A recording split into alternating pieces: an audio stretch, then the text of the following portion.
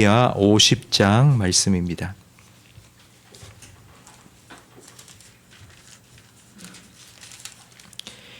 예레미야 50장 1절부터 5절까지 한 절씩 교독하겠습니다. 여호와께서 선지자 예레미야에게 바벨론과 갈대아 사람의 땅에 대하여 하신 말씀이라. 너희는 나라들 가운데 전파하라, 공포하라, 깃발을 세우라, 숨김이 없이 공포하여 이르라. 바벨론이 함락되고 벨이 수치를 당하며 모로닥이 부스러지며 그 신상들은 수치를 당하며 우상들은 부스러진다 하라. 이는 한 나라가 북쪽에서 나와서 그를 쳐서 그 땅으로 황폐하게 하여 그 가운데에 사는 자가 없게 할 것임이라. 사람이나 짐승이 다 도망할 것임이니라. 여호와의 말씀이니라. 그날 그때에 이스라엘 자손이 돌아오며 유다 자손도 함께 돌아오되 그들이 울면서 그 길을 가며 그의 하나님 여호와께 구할 것이며. 함께 읽습니다. 그들이 그 얼굴을 시온으로 향하여 그 길을 물으며 말하기를 너희는 오라, 잊을 수 없는 영원한 언약으로 여호와와 영원하라 하리라. 아멘. 46장부터 49장까지는 이스라엘 주변 여러 나라들의 이말 심판에 대한 말씀이고, 그리고 이제 50장, 51장 말씀은 그 나라들을 심판하기 위해 사용하신 바벨론의 멸망에 대한 말씀입니다. 지금 바벨론은 질풍노도와 같이 그침이 없이 여러 나라들을 정복하고 온 세상을 휩쓸고 있습니다. 그 어느 누구도 바벨론이 멸망당할 거라는 상상조차 하지 못하는 바로 그때에 하나님께서는 바벨론도 멸망할 것이라고 말씀하십니다. 2절 말씀에 보니 바벨론이 함락되고 수치를 당하고 바벨론이 섬기는 우상들은 파괴되어 완전히 멸망될 것이라고 말씀하십니다. 3절 말씀에 보면 이는 한 나라가 북쪽에서 나와서 그를 쳐서 그 땅으로 황폐하게 할 것이라고 하시는데, 그 북쪽에서 바벨론을 치기 위해서 내려오는 한 나라가 바로 바사, 페르시아입니다. 그 페르시아가 바벨론을 쳐서 무너뜨릴 것입니다. 기억하실지 모르지만 학교 다닐 때 세계사 시간에 우리가 다 배운 것입니다. 페르시아가 바벨론을 정복하고 세상의 패권을 장악했다. 역사는 일어난 일을 기록한 것입니다. 그러나 하나님의 말씀, 우리가 금방 읽은 이 본문 말씀은 일어날 일에 대해 하나님께서 예언하신 말씀입니다. 이 본문 말씀이 기록될 당시, 이 본문 말씀이 하나님으로부터 예레미야에게 임할 당시 바벨론은 이제 막 떠오른 태양과 같았습니다. 끝임이 없이 세상을 정복하고 있었습니다. 그리고 바사라는 나라는 아직 세상에 등장하지도 않았을 때입니다. 당시 이 예레미야가 전하는 이 하나님의 말씀을 들은 사람들 중에 그 어느 누구도 이걸 믿는 사람이 없었을 것입니다. 하지만 시간이 지나면서 바사 제국이 일어서고, 그리고 바벨론과 전쟁을 하고 바벨론을 무너뜨리는 걸 보면서, 야, 하나님이 예레미야를 통하여 하신 말씀이 그대로 이루어졌구나. 하나님이 세상의 모든 역사의 주관자가 되시는구나 라는 것을 깨닫고 인정하게 되었을 것입니다. 역사의 주관자가 되시고 세상의 여러 나라들의 흥망성쇠를 주관하시는 하나님, 그 하나님께서 왜 이렇게 나라들을 세우시고 무너뜨리시고 하시는 걸까요? 그 하나님의 뜻이 4절 말씀에 나옵니다. 여호와의 말씀이니라. 지금도 계속해서 하나님 말씀하시는데 왜 4절에 들어와서 여호와의 말씀이니라 라고 하시는 걸까요? 이제부터 본론이다, 이런 뜻입니다. 이제부터 진짜 하나님이 하시고자 하는 하나님의 뜻이 시작된다, 잘 들어라, 이런 뜻입니다. 그러면 그 앞에 나온 오늘 1절부터 3절까지 바벨론의 멸망에 대한 말씀은 별로 중요하지 않다라는 의미입니다. 바벨론과 바사, 페르시아는 세계 역사의 한 페이지를 장식한 나라들입니다. 그러나 하나님의 역사에는 별로 중요하지 않습니다. 하나님 역사의 주인공은 이런 세계의 패권을 장악한 나라들이 아니라 바로 하나님께서 택하신 하나님의 백성 이스라엘이기 때문입니다. 4절 말씀에 하나님께서 바사를 들어 바벨론을 멸망시키신 이유가 무엇인지 기록되어 있습니다. 여호와의 말씀이니라. 그날 그때에 바벨론이 멸망하는 그때에 그날에 이스라엘 자손이 돌아오며 유다 자손도 함께 돌아올 것이다. 바로 하나님의 백성 이스라엘을 회복시키기 위함입니다. 이미 예레미야 29장 10절 말씀에 하나님께서는 70년 동안 바벨론 포로 생활을 마치고 내가 내 백성을 다시 돌아오게 할 것이라고 약속하셨습니다. 그 약속을 성취하시기 위해서 바사를 일으키고 바벨론을 쳐서 멸망시킨 것입니다. 이렇게 70년 바벨론에서 포로 생활하며 고생하는 이스라엘 백성이 돌아올 때 어떻게 돌아오는지 4절 마지막 그리고 5절 말씀에 기록이 되어 있습니다. 그들이 울면서 그 길을 가며, 울면서 그 길을 간다. 이 말은 회개한다는 뜻입니다.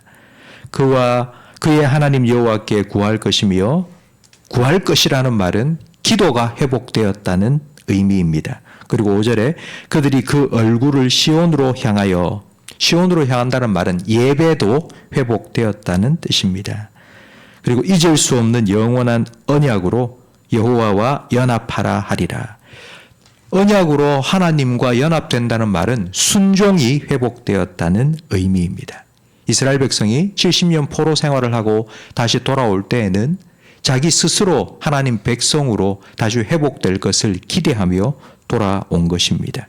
하나님께서는 바벨론을 멸망시키시고 이스라엘을 회복시키기를 원하셨습니다. 그런데 저는 어제 이 말씀을 준비하면서 마음이 조금 불편했습니다. 하나님 역사의 주인공이 하나님 택한 하나님의 백성이고 나머지 나라들은 전부 들러리다. 그래서 이스라엘을 회복시키기 위해서 다른 나라들을 다 멸망시킨다?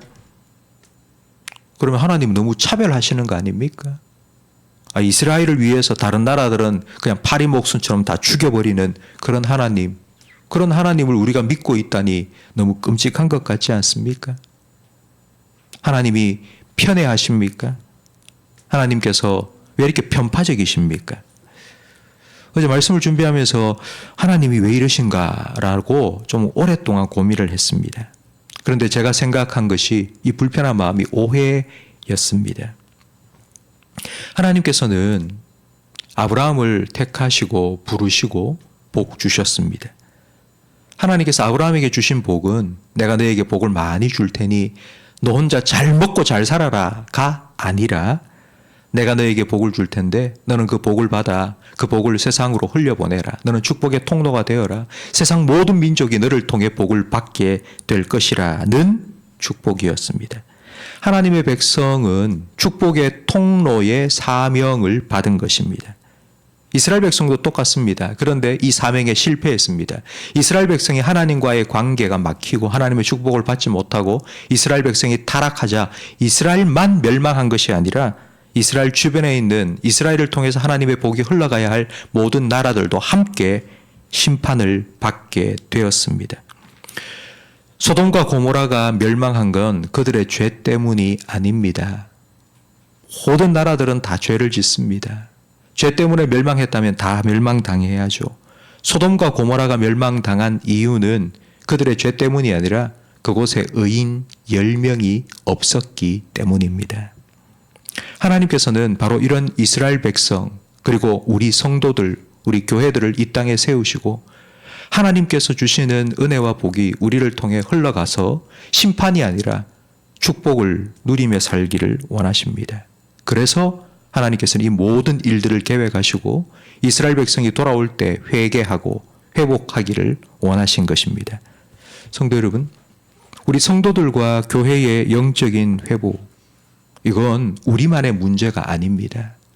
교회가 회개하고 성도가 회개하고 하나님 앞에서 바른 관계를 맺고 하나님 주시는 은혜와 복을 누리며 사는 건 나만의 문제가 아닙니다. 그건 하나님에 대한 오해입니다. 제가 불편한 마음이 들었던 것처럼 하나님은 나만 사랑하고 하나님은 나를 위해서 다른 사람들을 다 죽이고 없애고, 그건 정말 잘못된 생각입니다. 하나님과의 관계가 회복되고 하나님 주시는 은혜와 복을 내가 누림으로 나를 통해서 우리의 가정도 그리고 내가 일하는 일터에도 우리 교회도 우리 교회가 세워져 있는 이 땅 가운데도 하나님 주시는 복이 흘러가기를 원하시는 겁니다. 이걸 우리는 세상의 빛과 소금의 사명이라고 말하고 있습니다. 성도 여러분, 하나님과의 관계가 회복되어야 합니다. 이스라엘 백성을 하나님께서 70년 포로로 보내신 이유도 바로 이것 때문입니다. 울면서 돌아오며 회개하고 돌아오고 그리고 다시 하나님께 구하고 시온을 향하고 기도가 회복되고 예배가 회복되고 순종이 회복되는 이스라엘 백성을 하나님께서 원하셨기 때문입니다. 오늘 새벽에 기도하실 때에 우리 교회를 위해서 그리고 우리 한국 교회를 위해서 기도해 주시기 바랍니다. 교회가 회복되고 성도들의 삶이 회복되고 하나님 관계가 회복되고 하나님 주시는 축복을 회복하고 그걸 흘려보내는, 그래서 교회를 통하여 성도들을 통하여 이 땅에 정말 죄악으로 가득한 이 땅 가운데 의인 10명이 없어서 멸망당한 소돔과 고모라 같이 되지 않고 우리를 통해서 하나님의 은혜가 흘러가는 이 나라가 될 수 있도록 한국 교회를 세워달라고 회복시켜달라고 기도해 주시기를 부탁드립니다. 기도하겠습니다. 하나님 아버지, 70년 바벨론 포로 고생하던 이스라엘 백성을 다시 돌아오게 하시면서 그들을 회복시켜 주신 것처럼 한국 땅에 있는 주님께서 세우신 몸된 교회들도 다시 회복시켜 주시옵소서.